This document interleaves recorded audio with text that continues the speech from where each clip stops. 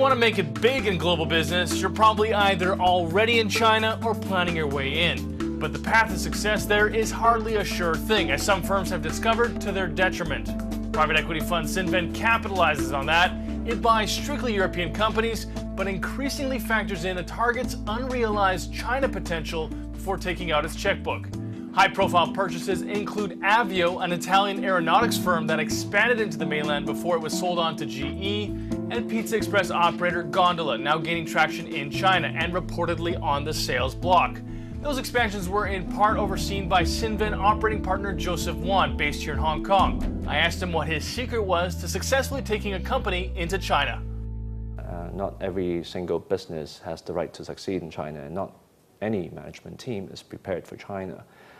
And I think for us, our model enables us to be very selective in picking the portfolio companies that have those two elements and leave others that do not.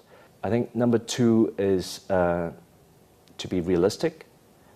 I've come across many managers who are either too ambitious with China and thinks that they can conquer the country in a day, or they tend to be too cautious and don't want to venture out of their home market.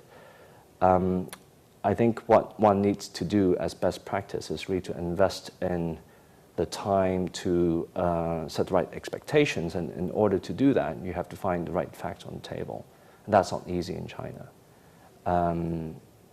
Especially for companies that are setting a foot in China for the first time. Is there still some low-hanging fruit in China from your perspective? I think low-hanging fruits are increasingly more difficult to come by.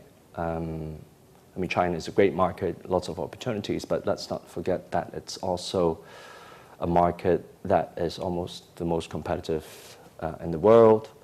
It has changing regulations, as we talked about, and the geographical scope of the market is tremendous. 10 years ago, when you talk about the China market opportunity, it's only 2-3 markets in Tier 1 cities. Now you're talking about hundreds.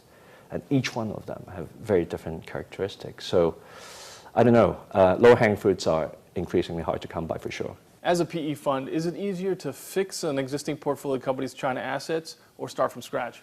It's hard to compare which one is harder, but it certainly requires a certain set of muscles. So in helping our companies start anew in China, we do quite a bit of work beforehand to prepare management